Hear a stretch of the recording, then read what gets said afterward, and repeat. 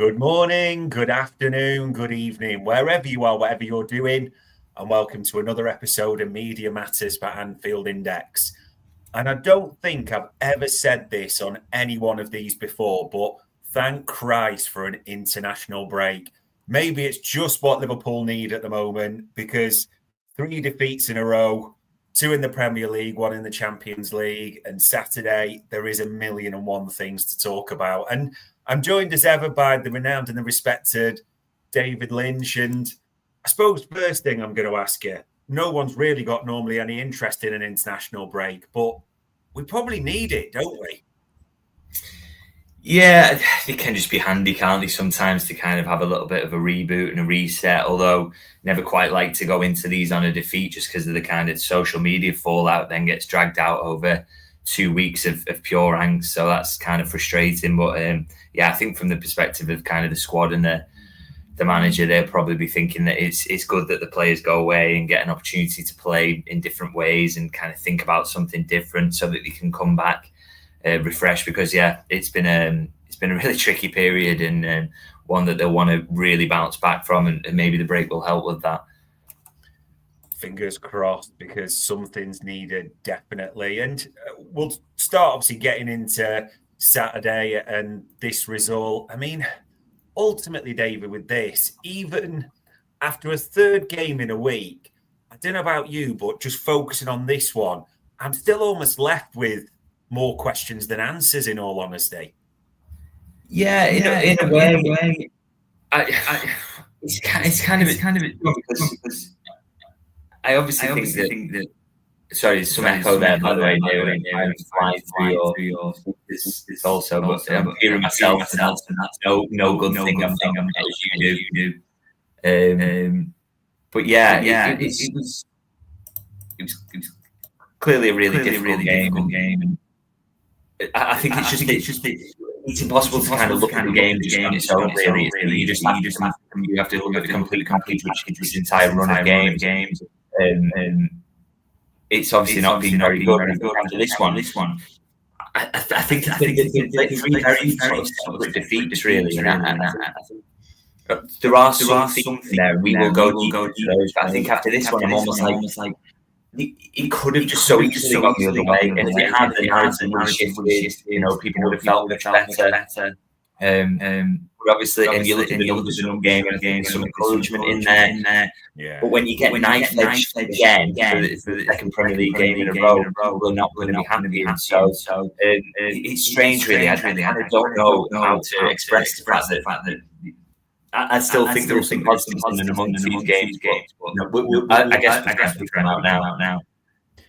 Yeah, and I think it is right to look at some positives, because you've got to have some analysis of that and actually look at it as an overall thing. And I suppose positives, and I'm looking at this chance on the screen now and other bits, there were positives in terms of we had chances in this one, didn't we?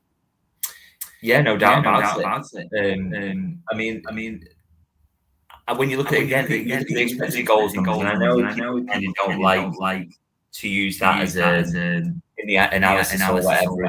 People are really not fans of it. But kind of, I just think they paint a picture of what the game was, and whether you might not be this kind of XG or that style of analytics, but I really do think they tell you something about the game that you witnessed. And so, Liverpool on FOTMob have got 1.95 expected goals. Now that tallies with the amount of shots that they had, and they were shots in good areas. Szoboszlai's chance really early on. Moments like this where the ball's kind of, it should have been a bigger chance in the end. And so many moments where you think that Liverpool could have done better with the opportunity that they had. And then you look at what Chelsea are, which is basically 1 expected goal. And again, for them, up until they score that late one, Liverpool have restricted to around kind of 0.7 expected goals, which I always think is the benchmark in a clean sheet. I think it would have been fair, really. Yeah. I don't know about you. I think my sound has cleared up. Is it sounding a little bit better for you, or we still got the echo? I'm still echoing. It seems to be whenever we've got something in the screen. So when we go to full view, there it goes. Yeah, we might have to limit the visuals for you on this, people, I'm afraid, for that one. I mean, Progression of the ball as well. This was one of the big topics. We just couldn't get that ball forward a lot of the time, wasn't it? Do you remember there was that bit where Canate goes to Van Dijk goes to Kirkes, and Kirkes passes it out of play? That almost summed everything up a little bit. We just couldn't get that ball forward. Yeah, so I do think progression is... I think if you're going to pick out any common theme of these last 3 games, I think it's something that does genuinely have to be solved. And so, for whatever reason this season, it's just looking like the ball's going to Canate and you're like, oh my God, where is this going to go now? I mean, I remember the Galatasaray game, and this is something, obviously we didn't get the chance to talk about that because I was away after the game, but that was a really good example of kind of one where Alisson picks out Frimpong in a position when he's coming back to goal. When the ball breaks and he comes out kind of sweeper keeper, he is getting closed down, but he's got Gravenberch to his left in loads of space, and instead he goes to Frimpong, who is coming back towards goal. Frimpong's then immediately in an uncomfortable position. He passes it to Canate inside, who himself is coming back towards goal in a really uncomfortable position, and then he gets dispossessed and ends in a chance for Galatasaray. And there was, that's a kind of extreme example, but I think this seems to be happening repeatedly in terms of there are moments where Liverpool are just, you don't have confidence in their ability to play out anymore, and how they work those rotations or whatever. And I've seen some real kind of simplifications of the issue here. This talk of kind of like, oh, well, it will be different if they had Mark Gay. And I kind of agree with that from one sense, in terms of that would be fantastic. Obviously, he's a brilliant passer of the ball from the back. But Mark Gay does most of Crystal Palace's progression from centre-half in the same way that Virgil van Dijk did most of Liverpool's progression from centre-half last season. So you don't generally have 2 unbelievable ball players in centre-half positions. So why is it not working then? Why does Canate seem to find himself in those situations so frequently? And why did it not happen so much last season? And again, the oversimplification comes again that Trent Alexander-Arnold's not there. And I agree, actually. I think, we spoke about this an awful lot, and I said it's the one thing I'm really worried about them missing is his ability to progress the ball from right back. But again, 99% of teams in the world do not have someone who can progress the ball from right back in that way. So there are other ways around this. Yeah, they don't have it. So Liverpool maybe became a bit reliant on that being there. But they can work it out. This idea that, well, they've just got the completely incorrect profiles now or whatever, and it's an impossibility to work it out. I just don't really agree with that. I just think what we're seeing is teething issues in terms of working it out, in terms of getting used to the fact that if you're Alisson there, you can't pop the ball to the right back because it's Frimpong and he's a lot less comfortable in those deeper positions. And he ends up doing something daft like firing the ball inside to Canate, who's himself is facing his own goal. Trent would have kind of been able to comfortably turn out, maybe ping a left-footed ball cross-field, but they don't have that now. And Alisson, for me, makes a poor decision in that situation we were discussing. And so I think a lot of it is coming down to poor decisions. Sometimes the midfielder's not dropping into areas thinking, God, if I don't do this, he's going to be under pressure and he can't just fire it to his right back to get us out. But it's like it's being talked about like it's this impossible problem to solve. And I just don't really agree with that. But it is definitely a consistent issue. But we've seen plenty of games this season where they've been absolutely fine in terms of build-up against a great pressing Atletico side, by the way, completely could get the ball back to front, no problems there. So, again, I think like every issue that we're seeing in these games, and there are some of them that are consistent, which being talked about like it can't be solved, and Liverpool's summer was rubbish or whatever. I just don't, or the manager can't solve these issues. I mean, he's a manager who, for me, one of his biggest strengths when he immediately came into Liverpool was that he improved the build-up really noticeably. So he can solve these issues. And I think, and I do think Liverpool have got profiles that can get them out and they can play through. And it's not like the season's a complete write-off because they haven't signed Adam Wharton or whatever. These are problems that I think the coach can solve. But, when we talked about changing the team and turnover and what that does, this is exactly the sort of problem you should expect, is that your build-up's not going to be perfect, your pressing structure's not going to be right, and it's going to look a bit messy because loads of these players haven't played together and the team's changed quite significantly in certain areas. And all the things that you used to do, like Alisson passing it to the right back in that situation, you can't do anymore. You've got to do it in a different way. So, this is, like I say, I just think it's the exact sort of problem that you would expect in these situations when you've turned over so much of the squad. And so for me, some of the kind of hysterics around it really, I think are a little bit over the top. Christoph seems to agree there. I suppose in terms of this one specifically, and we talked about progression, and we do want to steer into the positives. It wasn't all just negative despite the result. Florian Wirtz coming on, and it was a big decision to drop him from the starting lineup, but we saw within 20 seconds that flick, didn't we, with the inside of the foot. But he did just help notice. You noticed it straight away, the progression of the ball. He played a big impact in that. Yeah, what I would say about that is that he definitely did, but ideally I don't want him to be playing too big a role in progression, to be honest. I kind of don't want him to have to drop deep to work that out. It's a nice tool to have sometimes to kind of, if you're really locked in certain games, for him to be able to just drop deep and you get those little rotations, then McAllister maybe ends up in the attacking midfield role. But I don't think I want it to be something that Liverpool have to rely on, really. I'd say in the long term, it's just a tool to have up your sleeve, but he can be helpful in those situations 100%. And but I think one of the things that they're just going to have to get better at it, from who drops in and who stands where to progress the ball and who helps Kanate and makes it easier for him to work it out. These are the things that they've got to kind of work on, really, and they take time, unfortunately. And when you've got a load of new players, that's exactly what you expect. And I just don't think it's a surprise that build-up's an issue at the moment. But equally, I don't think it's a problem that they can't solve, or that people have seemingly forgot that this manager is capable of doing that. When, like I say, I think it's one of his biggest strengths, personally. There are issues at the moment, but I think the ones that can be solved, particularly by this manager who's shown time and time again he's capable of that. Fingers crossed. And I mean, there's one area we've got to talk about with this game as well, the fullback situation. I mean, Milos Kerkez has really struggled in this, but what I struggled with this was afterwards, Arne Slot talked post-match about, well, it's his third start in a week. Because surely why not start Robbo against Galatasaray or start him in this one? I mean, Kerkez struggled, but again, it just didn't seem like we played to any of his strengths in this one. I think he's one of the ones as well for me who's kind of struggling in the build-up aspect. So Liverpool are asking him to do some really strange things I just don't think he seems comfortable with. And I think there are certain aspects of his game. I think he's a really brilliant young player.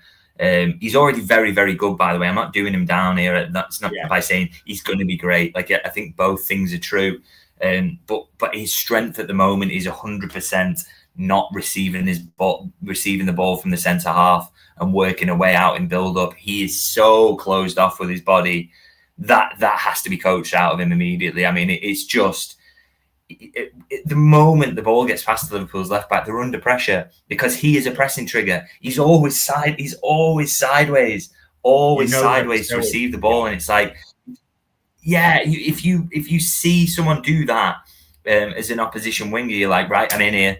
100%. That would be something that Jurgen or Arne Slot would talk to players about as a pressing trigger. And he is always in that position. They've got to work with him there or find ways. Maybe he's closing himself off because he never feels like he's got an option down the line or inside. So if that's the case, Liverpool have to work that out. They have to find new ways to give him something where he can take it and feel a little bit more comfortable, because he's certainly not at the minute. And I wonder whether the managers kind of shield him a little bit in terms of saying tiredness, because I think that was his biggest problem in the game, really, is that every time he got the ball, he looked like the most pressable player on planet Earth. And that's, for me, has been a consistent issue with him and the use of him, really. But again, the manager's learning things about him. They did know what they were signing, but, you can't know until you get them in the door. And so, they're learning about him. He's learning things about his teammates. And again, it's just that turnover issue. It's creating kind of uncertainty in what Liverpool are doing. And if you are uncertain in any way at this elite level against a team that wants to press you, then it's going to cause you problems. So, and I think, when Robertson came on, obviously he's not great around that goal either. So, the manager would say, well, that's maybe why I don't start him there. So, it's one where I think, Kerkez, he's one of those problems to solve. But I know people want to go, oh, well, he's useless, why did we sign him? But, obviously I don't think in that way, and I don't think anybody at Liverpool will. No, I think probably you're right. We'll talk later a little bit about the fullbacks in Robbo at the scene of the crime again, which obviously brings the question marks there. But, I mean, moving over to the right-hand side, Connor Bradley's just picking up, and again in this one, stupid yellow cards repeatedly, isn't he? Yeah, again, this for me is just kind of one of those things where he's getting it. The idea is this season he gets his first kind of significant run in the first 11, and when you do that, you start to find out little issues that they've got and problems that they have and things that they do that you don't like. I mean, if Conor Bradley plays 15, 20 times a season and he picks up the odd yellow in that time, it's not really a problem. But at this point now, when he's starting every week, it absolutely is. And again, it's something where the coaches have to be on it, and you have got to stop doing that because it's immediately killing him. Because he's somebody who's quite physical. He likes to get in, he likes to be in duels, and he's a good duel winner. But the moment you get a yellow card, you lose your ability. You need that sometimes to trip someone, to stop them getting through on the one time that they beat you in a game. And so, that's an aspect of his game that I think needs to really be worked on. But again, I see, I'm seeing social media that apparently he's useless now, and people completely forgetting how big a talent he is. And again, it's a small issue, and these small issues start to add up to something worse, which is what I think we've seen over the course of this last week or so. But I think that's a big weakness for him that he needs to work on. But it's quite a simple one to fix, isn't it? Stop picking up yellow cards. It's because he doesn't get sent off, so he knows how to not pick up the second yellow card. So I think it's something they really need to speak to him. Really, is keep that yellow card up your sleeve, and I'm sure they will be speaking to him about it as well. To be honest, there was a bit afterwards where, for all he said in the press conference, and he said a lot post-match on a slot. Do you remember after the Burnley game, he did have a bit of a dig at Kirkes for the stupid yellows and having to take him off early. I kind of wanted him to do the same for Bradley a little bit, like be consistent. Like they're both doing stupid things, but Kirkes seems to have nipped that element in the bud a little bit. So do the same, that one. And I mean, speaking of post-match conference, he was quite defensive of Mo Salah. Saying that, and we want to try and be analytical in this. Previous game, we said we've not got enough of the ball to Salah.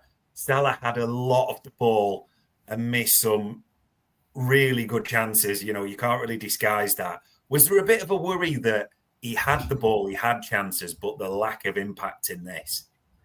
Yeah, he's just clearly not in good form, is he, at the moment? And, he's had the odd period throughout his Liverpool career where occasionally this has happened and it's not really lasted very long. So, you always hope that he's going to get out the other side of it. And I mean, it's probably a stupid bet, isn't it, to say that he's not, because he's just been so good for so long for Liverpool. And, we're seeing a bit of the loss of the pace or whatever. But the idea that he's going to lose the ability to put the ball in the goal, I find that really hard to believe. So, it just wasn't his day. I'd still say that chance he creates for Isak is very, very presentable, and that's a moment of pure quality. So he's still got it up his sleeve. But yeah, I'd say the bigger thing over the course of the season is the fact that not getting to the ball to him enough. But then you throw in a game like this on top of it, and then the narrative's like, well, actually, maybe he's just rubbish now. Whereas again, I think the bigger problem is getting the ball to him. If you can do that more over the course of the season, it will make Liverpool better. And then, yes, you can have a game like this where absolutely nothing works for him or very little works for him. But again, do we want to get into the point where 6 months after people were, saying that FSG should go if they don't sign him up to a contract, they're now saying he should absolutely be dropped? I mean, it's just kind of whiplash from the speed with which people change direction on this stuff. So, I no doubt, and he didn't have a good game against Chelsea. There's been games he's had for Liverpool, multiple games for Liverpool. He's not been very good. But if they fix their issues in build-up and get the ball to him, then you back him to have a good season overall, don't you? And I can see why the manager shields him, because what's the point in going in on him when he knows that 99% of his problems this season have been a lack of touches on the ball rather than anything else, and that these poor performance like this, it very rarely lasts. Yeah, you hope not, because I mean, look at those stats. Really, not a single duel, not a single take on, and fewest touches of any outfield player. There's a comment there actually, which I think is an interesting one, and I don't think it's really on the agenda, but I want to kind of talk about it a bit as well. Is talk about Mo Salah not tracking back as well, which is a fair point. Obviously Chelsea talk about it as the key to their winning goal, and it is an issue. And I've seen so much talk this week, very similarly to the issues that Liverpool have got in build-up is that we kind of get these, tactical experts on Twitter talking about Liverpool's out of possession structure. And I really have to say, I dislike the way that people talk about this stuff who don't work within football, because I just think it's so ignorant of the reality. So when you read these big monster threads about how Liverpool's out of possession structure is poor and it has issues, and that Salah doesn't track back, and so you can be instantly in down his side, and all these issues that's caused by this kind of the way that they defend out of possession, you can be forgiven for getting to the end of one of those threads and thinking, well, why doesn't the manager just institute a better out of possession structure than that one? Well, because it doesn't exist. So the reason that they do the things, all the managers, every single out of possession structure that you have is a trade-off. There's a weakness in every one, because football is a game of numbers, and they can outnumber you here or there, and you basically have to pick your poison. So the out of possession structure that Liverpool lose, it allows Salah to cheat. It isn't as intensive pressing down the right-hand side or the right-hand side of Liverpool's shape, because that's the trade-off. And the trade-off you get is 57 goals and assists last season. Now, obviously, the moment that stops and you're not getting that from Salah in possession, then you're out of possession structure. You're like, oh my God, this is awful. This isn't working. But we have to start talking about these things as trade-offs rather than, because if there was one perfect out of possession structure, every club would use it. Every team would use it. Whereas what they're trying to do is they're trying to say, this gives me the most benefits on the attacking side and the least downside on the defensive side. Yeah. Let's start talking about it like that, rather than talking about it like Arne Slot is an idiot who doesn't know what he's doing and he doesn't know where the weaknesses are and he can't cover them up. It's like, come on. These people are smarter than this. They know more about football than you or I have ever forgotten. So it's just absolutely crazy, the way it kind of gets talked about for me, really. And yeah, I think the trade-offs at the moment aren't working in Liverpool's favour. There's no doubt about that. That's how you lose 3 games on the bounce. But if you get certain things right, if some of these coaching aspects, if Bradley's not picking up a yellow card immediately when the whistle starts, if Kirkes starts to open his body shape up and Liverpool can be a little bit better in progressing the ball and Konate's not treating it like it's a bomb, if these improvements can start to make Liverpool look better in possession, and by the way, in a game like this against Chelsea, they finish off the chances they create, which were better than Chelsea's in the overall thing of the game, then then the out of possession structure will start to look better. So it's just trade-offs. We can't talk about it like it's an issue that the manager's too stupid to solve or whatever. It's you've just got to accept that there are trade-offs there. There is trade-offs, and I agree. And like you say, Salah had chances. I think the one thing that I saw in this, and I was counting them, there was 5 times by the first set of subs where we do the big changes in about the 53rd minute. Sanchez just kept throwing it over Salah, so Cucurella could get down the left. And I'm thinking, why are we not reacting to that? Because Cucurella or whoever just travels 50 yards and they're on us. It's like someone's got to sort of realise, or a bit of on the field management there as well.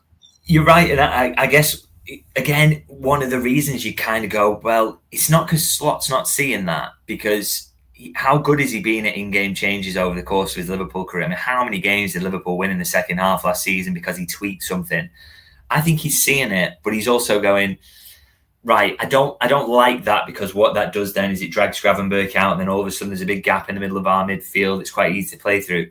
But Chelsea weren't creating in terms of, their expected goals up until the winner is it's below 0.7. So he's going, they're getting him areas, and I don't like it. I don't want it to happen. But, I'm kind of okay with it if we can restrict him in this way, and the chances they're getting are not absolutely glorious. And there's a chance that I get Mo in and he scores. And they did get Mo in. He just didn't score, So he was kind of accepting that trade-off, but then Liverpool didn't get the goals. And then at the end, the trade-off, it just worked in Chelsea's favour. And you just kind of like, all football is a gamble in that sense all the time. And I just don't think we acknowledge that enough.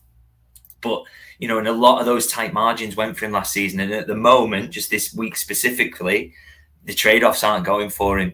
Now, maybe it'll be a case that this is a season where that happens, by the way, and he'll kind of think, I have to change it. this, Salah's not getting anywhere near the goals to make the trade-off worth it. I'm going to change our out-of-possession structure.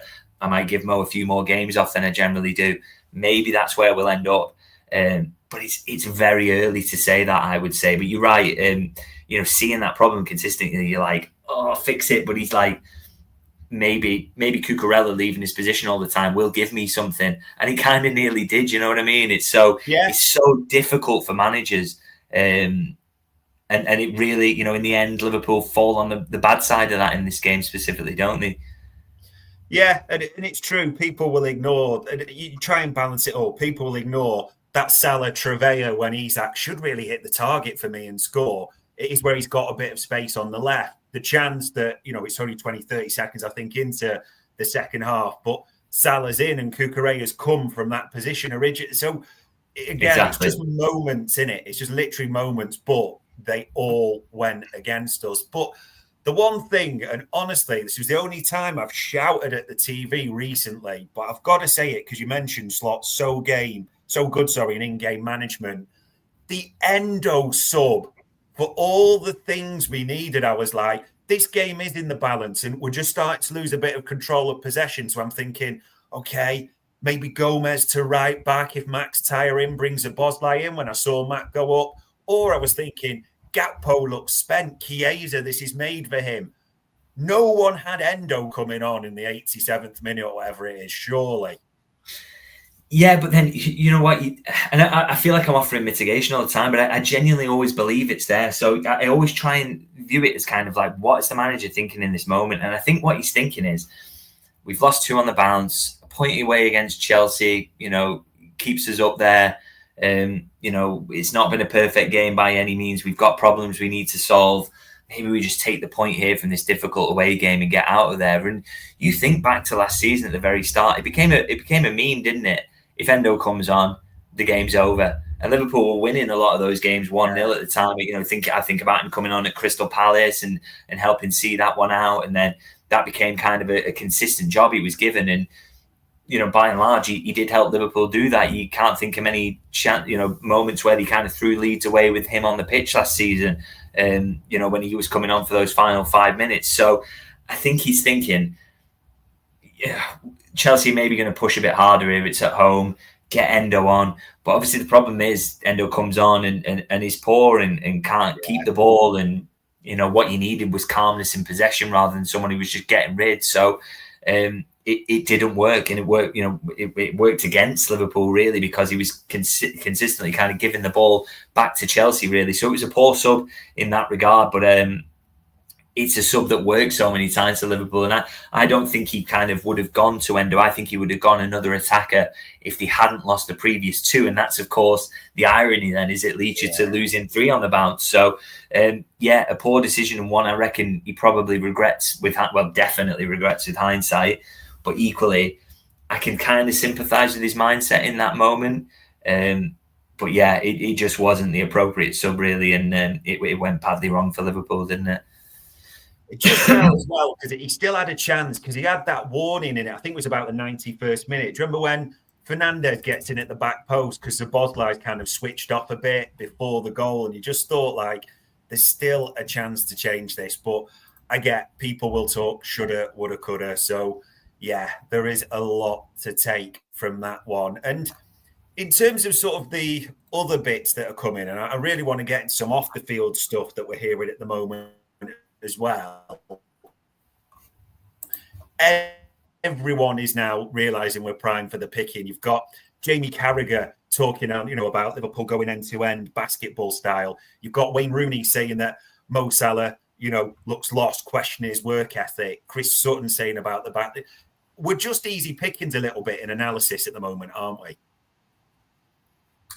Yeah, I mean, I can't. To be fair, I mean, probably some of these pundits who are kind of having a pop at Liverpool probably seen what supporters are saying, and I think they've been as bad as anyone for me, really. And in terms of just completely turning on a team that was, became champions not very long ago. So that's kind of surprised me, to be honest. But yeah, I think if you top of you're a top side and you side that won the league last season, and then things change and your fortune change, you are always there to be shot at a little bit. So that's completely to be expected. And having a week where you lose 3 on the bounce is really poor, isn't it? So, it's not something you just expect that you're going to get criticism in those situations, and people are going to turn, maybe small problems into big ones and start to look if there's an overarching theme that they can lay it all at the door of, rather than a series of small problems that you've got to work your way through.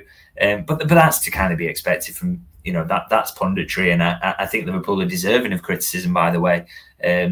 So I don't think they can kind of be absolutely disappointed by that. I think what they could be disappointed by is the speed with which some of the kind of fans on social media have maybe turned on them. But it's pundits' jobs to find problems, and Liverpool have got, like I say, got quite a few of those at the moment. So I think that's totally fair, really. Yeah, there's plenty of material being provided. And you did mention about sort of people needing to sort of come together. VVD had a bit of I wouldn't call it a rallying cry, but a message that saying, with everything that's going on and everything that's happened during the summer, we do need to come together. And almost going ahead a little bit, is a game against United at home on Super Sunday maybe a good tonic for when we all come back together? I think it's the perfect game, because I think United aren't very good. The atmosphere will be brilliant. Liverpool have played well at times this season. I know everybody likes to talk like they haven't. Like there's been games where can we just to quickly go through those, by the way, because there's so much talk about that Liverpool have been absolutely dreadful this season from start to finish, and that the last minute winners were coming at the end of games where they got completely battered. I mean, we have to knock that myth down, by the way. This is why, I sort of lean on the side of optimism that been some really good performances in there. I mean, I thought Bournemouth at home, first game of the season, they get hit by those 2 counter-attacks. And aside from that, are pretty brilliant in the game. To score 4 against Bournemouth, by the way, look at how good they are. Look at how good they are. And, Bournemouth get those 2 counters, and that kind of turns it into, against Arsenal, didn't give a thing away. Against Burnley, I thought they just couldn't break that low block down, but they were completely in control of that game from start to finish. Atletico Madrid, for me, the performance of the season so far, the first half against Everton, really, really good. And then, we've seen a dip since then, but I still think second half against Palace, I will, absolutely hang my hat on that. Liverpool were fantastic in that second half against Palace, took them apart in a way that very few sides have recently. And then, even Chelsea, if you're coming out of a game where you've lost and it's kind of the expected goals are what they were in that game, which is 1 versus 1.95, you've been fairly unlucky to lose that game, I would say, on the balance of the chances. So there are kind of some good things in there, and I think what Liverpool need to do now is put it all together, and they need to fix those little issues about the build up and the out of possession, and maybe some of these things aren't going to happen quickly, and it's going to take a little time. But if you can kind of build the plane while you're flying it, as Brendan Rodgers said, and you can kind of fix an issue every week, and you'll slowly get there. But I think a game like Manchester United, everyone's going to be completely focused. Liverpool have been good at Anfield, generally speaking. Playing away is really difficult, and they played some difficult away games as well, by the way. I think that's another point I want to make. I had so much on my mind over this run. It's like Liverpool's fixture list has been really difficult, by the way. So, and a couple of those defeats have only come in the very last minute. So, a home game against Manchester United, who I still think got massive issues. It's perfect, really, to just get straight back after the international break, get everyone back into it, get everyone back on side, get a good result, and hopefully put in kind of one of the, the most complete performance of the season, because that's what we're waiting for. I thought Atletico was it, really, except those kind of 2 deflected goals. If you can just have a really solid win against United, I think everyone will feel a lot better, and maybe some of the kind of criticisms will calm down a little bit. I mean, you mentioned about the fixtures. This seems to be a bit of a media myth for me, almost sort of staring into your industry when I look at it. That when I keep hearing that Arsenal have had the hardest start, but I'm seeing Arsenal have played Leeds at home and West Ham. And let's be honest, we'd have taken one of those than Chelsea away after the week we had. We'd have taken one of those home games instead. Whereas we have played like Bournemouth, who are right up there having a great season. Look at how well Crystal Palace are going. Even Arsenal, we trade off against each other. Arsenal going away to Old Trafford. I mean, United have been honking. Isn't it just a myth they've had the easier start fixture-wise? Yes, I can tell you now. I worked it out last night, and I don't want to give the numbers away because I'm going to put it in a piece I'm writing later. Liverpool have had the more difficult start. They've played teams that are on average higher up the table currently. So Liverpool haven't had, as you say, a West Ham at home or a Leeds at home. They haven't had a kind fixture like that. The closest Liverpool have had, obviously, is Burnley away. Burnley, who, by the way, play the most nightmarish low block of all time. In a game that they hadn't lost at home for over a year, had they? And it was their first big home game, having been promoted. So they were well up for it. And that's obviously the lowest team they've faced. And the next lowest was Newcastle United, who are currently 11th. It was at Newcastle, which is a very difficult place to go generally. And then with everything else that was going on around that game and how much they wanted to win it, which added difficulty 100%. So Liverpool have had a more difficult start. That is categorically true on the basis of where these clubs are in the Premier League table at the moment. So, I accept Arsenal have not had an easy start, got some really tough fixtures in there. But Liverpool have had a more difficult start, and that's just facts. Yeah, it is true. And I suppose one bit, and we've really got to face into this, because I know people in the chat panel saying, well, it's not all positive. And there are things that I did want to ask you about today that Arne Slot, who, brilliant minds, we've talked before, brilliant subs and all this, there is a charge you can level against him a little bit, is that there seems a real uncertainty. What I mean by that last season is you and me knew what the midfield three would be. We knew who the back four would be. We knew the style of play and what would happen, the patterns of play, how it would work. Arne Slot does seem to be changing it a lot. As in Gravenberch and Szoboszlai find themselves in the back four a lot, the midfield double pivot, the system changes a little bit. And even in this one, he kind of went back a little bit to last season with the midfield three. So if you're changing the players in the back line, the midfield, if you're changing the system, you're not going to build the patterns of play, the repetition and the relationships you need early door. We have got to sort of look at that and say, yeah, there's a fair element to that criticism, isn't there? Yeah, I think that's absolutely. I think that's at the root of a lot of the problems, as you say. Really, is that I was told, I had a conversation with someone around this prior to the season that the manager was going to rotate more this season, which, by the way, everyone will remember was something he got hammered for not doing towards the back end of last season. So this is kind of what people wanted, but obviously the downside to that then is that you don't build those relationships as quickly, and that sometimes there's someone new involved in the build-up, and therefore they're going to find it really difficult. So, the right back's not where you think it's going to be because it's Frimpong this time instead of Bradley, and he's maybe less comfortable than him, or the midfield is going to have Wirtz at the top of it rather than Szoboszlai, who does run in a certain way, and so the pressing structure changes. So, you're right. I almost think he should, he could do with a run where he just names a kind of consistent starting 11, really, as much as rotation in the long term is for the better. At the start of the season, maybe it would have been better over the first those first three sort of tranches of fixtures, making minimal changes really to just get things settled down, and then he could slowly drip feed players into it.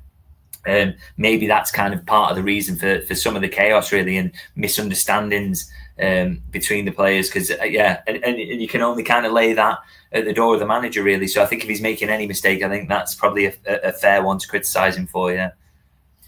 And I suppose as well, the Florian Wirtz situation, because he's played him mainly, we heard he wanted him as a 10. That's what he wanted to do. He was almost going to be a key cog in the system. But big game, Everton, dropped. Big game here at the weekend, dropped and comes on. And again, we've seen him off the left against Palace. Does that not scream a little bit of, am I using Wirtz regularly? Am I not? Is he my system? Is he not? There seems a bit of uncertainty there, to be fair. Yeah, I think that's just kind of acknowledging that he hasn't hit the ground running at all, which again is something you hoped wouldn't happen, but you can't really kind of control. And it's difficult, isn't it? What do you do in this situation? Do you just keep him out of the 11 completely, or do you try and play until he just adapts to the Premier League? That process probably won't happen without games, but then nobody wants that process to be ongoing while Liverpool are having difficult results. So it's just a bit of a nightmare, really. I mean, how do you solve that problem? What would people prefer, really? If it's to just leave him out and let him train, then maybe the manager could do that. But I think he's probably only going to get there by playing in Premier League games. So again, it's just added something else for him to think about on top of kind of, like we say, bedding in these other players, having to try and rotate more so people are fresher by the end of the season, having an Isak who is just not at full fitness yet. Although the hope is now that he will be after this international break. So just been a few issues to kind of work through there. And I don't think he's clearly not making the best of it, because the best of it would be to just keep winning. But that's not happened over the course of the last week. So, again, it's maybe something you can say that the manager's not got quite right, really. Yeah, and got to say to the chat panel as well, because we are getting a wild range of comments. This is the point of analysis, people. There are some positive. It's not all negative, but we are being honest about where things could be better. And some of you are obviously showing things there. One thing to say about that as well, guys, honestly, maybe it's just me and my job. I have to leave myself somewhere to go if this season goes completely south and Liverpool end up finishing 8th. If I'm calling them disgraceful now, I've got nowhere to go. And the fact is, if you are second in the league, there are positives there. Unfortunately for you guys, I know it's really hard to hear that, but like you've got to, like I say, you've got to leave yourself somewhere to go in terms of your levels of criticism. I've seen seasons where Liverpool have finished 8th in the Premier League and barely felt like they've won a game. So if I'm to sit here talking about the Premier League champions who sit second in the Premier League, I've probably got to give myself some leeway that if things get worse, then I can, bring out the big criticisms. I just don't think it's right at the moment that I could, go for the, absolutely hammering them, because it could go one of two ways, by the way. It can either go, they improve and the positives become more consistent and we see a lot of the upsides, or it becomes that they go, all these negatives that we're seeing in the games at the moment, they become more consistent and then the season really, really goes south. So, like I say, I've got to give myself some room there. So, that's why I don't want to, or I don't think it's justified to completely hammer them with the position that they're in at the moment. True. There's two big ones that I wanted to ask you, and some of these are being mentioned in the chat panel as well. Because obviously recruitment's always something. It was a big summer, as we know, and people have talked about. But the one thing that still strikes me at the moment is we talked about Kirkes before. Now, Kirkes was bought with a specific skill set. He's what I'd call a road runner. He bombs on. He's fast. He gets up and down. He did it so well at Bournemouth, and he gets the ball in the box. Similar almost with Frimpong, you thought, are we going to go flying fullbacks, for want of a better phrase? And yet the way they're being used at the moment, almost inverted at times or coming inside. When I look at that, and we talked about other fullbacks in the summer that they looked at, that, an Incapi and Ainore, who are better suited, it seems, if you're going to play that style. As much as people are hammering Kirkes, we're not really playing to his strengths or what he did so well at Bournemouth, are we? No, I'd agree with that. And I think his relationship with Gakpo isn't great at the moment either, which I think is a big problem for Liverpool. And, you would have thought that would have been a real strength for Liverpool, in that, Gakpo seems like a perfectly complementary winger to Kirkes, the guy who comes inside, and the guy who races around the outside of him. So it's very, very difficult to defend about that. But the problem is you're not going to get Kirkes racing down the outside of him if he's tucked in along his centre half in possession. I mean, that I'd agree that I think that is a really strange one. I wonder whether part of it is kind of just like, let's just, before we let the leash off him at the moment, let's just try and be a bit more solid. Obviously, it's not quite working at the moment, is it? But whether that is maybe the thinking, and then, as the season progresses, they're going to see a bit more of him knowing exactly when to go and getting him into those dangerous positions. But I want to see more of that. It's almost like, that solidity's not there at the moment. So you might as well just go all out. And, Kirkes is such a threat down that left-hand side we saw for Bournemouth. So, let's see a little bit more of that. I think that, it's not suiting his strengths. And for all his weaknesses I talked about earlier about when he's receiving possession in certain positions, I don't think he's being given his strengths, being played to his strengths when he gets the other side of the ball up the pitch. So, I'd like to see him be a bit better in that. And I think that, the manager's got to give him, a bit more license, really, to do what he was so good at Bournemouth. Yeah, the only one I'd really say in that I've seen him do it is Everton, where he did put a few crosses in and he looks dangerous. And he can actually, when he travels, he can progress it well. It is a different way of doing it, but that is his strength. So it does just seem a bit bizarre. And I've got to mention this because it was in my mind, and the chat panel are saying as well. Ali PS there saying Chiesa not playing is what annoys me. I mean, I was happy that he was on the bench. I thought he's in form over Ungamoa. Like, you've seen what he can do. Gakpo, I know he scored, but again, he started to look tired. He was giving the ball away. And I thought, if we're going to chase a goal, this is made for Chiesa. But nothing again. Yeah, it's kind of... It's particularly strange we're not seeing a lot of him on the basis that Gakpo's form has just not been great since the start of the season. I think the manager would maybe say, well, how often have I used him down the left-hand side? And that would maybe be fair. We've seen a lot of him in centre-forward position early doors and then sometimes on the right as well. Not an awful lot of him down the left. So maybe he just doesn't like him there for whatever reason. But it's just clear with the way that Gakpo's playing, the way that Chiesa's looked full of beans whenever he's come on and looked like a goal threat, that, that would have been a smart sub, really. And, Chiesa, just to get him on the pitch instead of Endo, might have been a smart sub as well, to give Chelsea more to think about the other way, rather than what happened, which was kind of Endo coming on looking like the ball was a bomb or whatever. So, I just think this slot, you've always got to think like kind of, I think this about players though, he's always trying to do the thing that will win him games. So, he didn't hold anything against Chiesa early in the season when he was bringing him on to win games against Bournemouth and Newcastle. So it's not kind of, they've got some personal beef. And I know people kind of want to say that sometimes. He's just obviously doesn't believe that he will offer enough in those situations. And his decisions, by the way, are informed not just by what goes on in kind of in the matches, the bits we see, but also training every single day. So he's making decisions based on that. So he must have some justification for it. But people are always going to say, well, it's not enough justification because when the results aren't right, and they aren't right at the moment. So, it's just, I would have liked to have seen him late in that game without question, really. And I wonder whether the manager regrets not using him, to be honest. Yeah, again, maybe shoulda, woulda, couldas, but you would have loved to have seen him in this one. And I suppose the final question, it's never this simple, I know, as I'm asking you. He will have a million things in his inbox right now on a slot. What do you think is going to be his sort of real focus? Because people talk about the shape, the system, the progression of the ball, getting players in form. What do you think is really going to be dominating his mind, Nottingham Forest style almost? I think it's probably evenly split between what they look like out of possession versus that build-up. It's the two biggest issues that they've had all season is that basically can be too easy to play through at times and not all the time, by the way. I mean, again, I go back to some of the results they've had. I thought against Arsenal, they looked pretty perfectly defensively against Burnley. And I thought they were, and I know they conceded twice, but I thought they were very good defensively against Atletico Madrid as well. And bar those two very unfortunate deflections, would have come away with a clean sheet.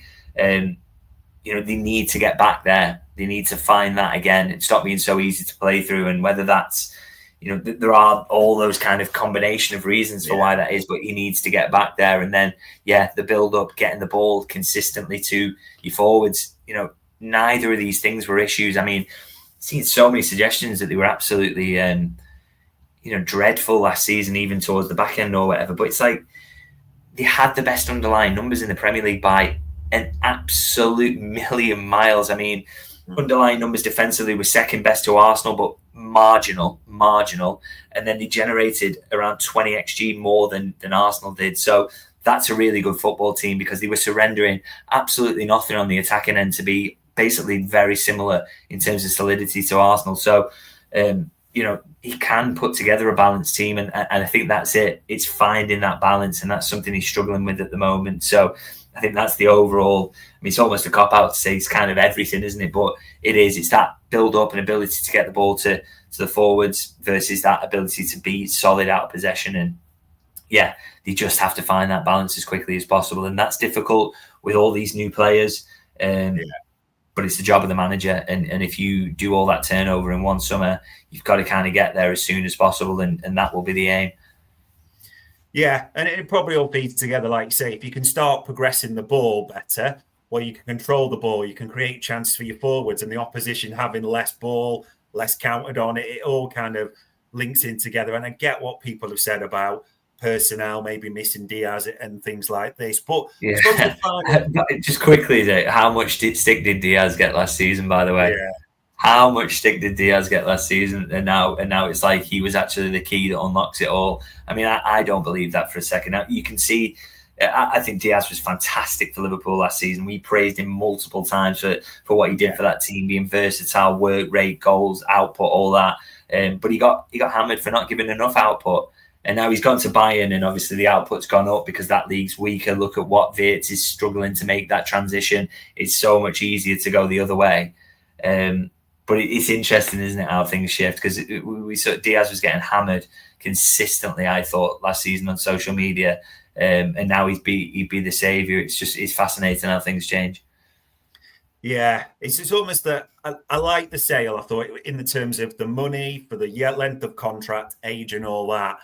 I think we missed a trick, maybe not getting a type of player, that can just carry it with pace or just be an outlet when you're really struggling. We do lack that so much down the left, but yeah, not reinventing history. And I suppose, but we talked about personnel. If Konate, McAllister, and Mo Salah just start playing okay, that would be a massive help in terms of moving the needle, because those three they're the spine of the team. I know people will say VVD, but they play down the spine essentially in all areas. That would just help so much, wouldn't it?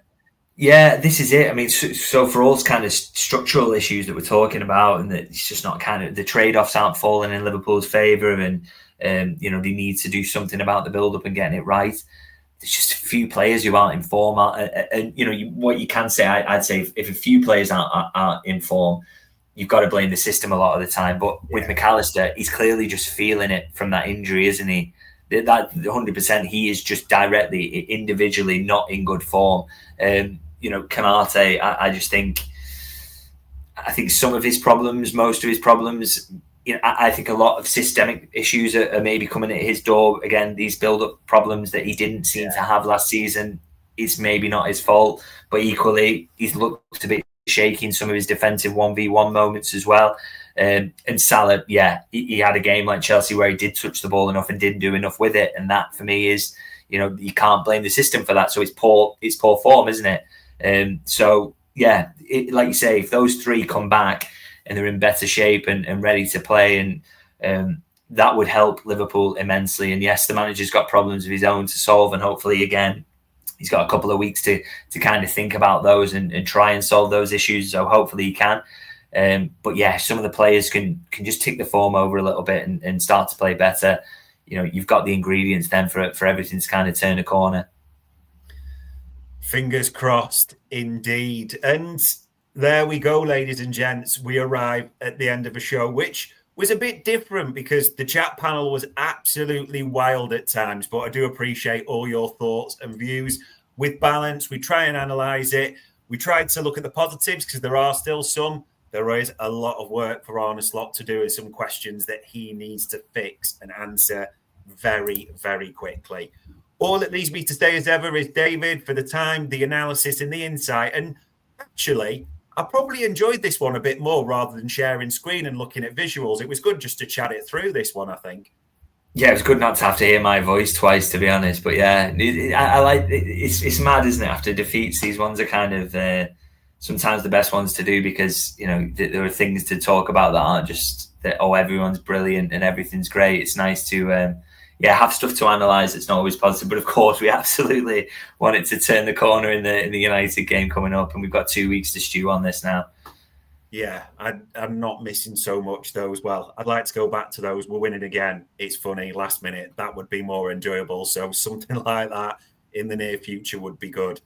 But we tried to cover it all for you, ladies and gents. So on Monday, the 6th of October, that was a Media Matters by Anfield Index.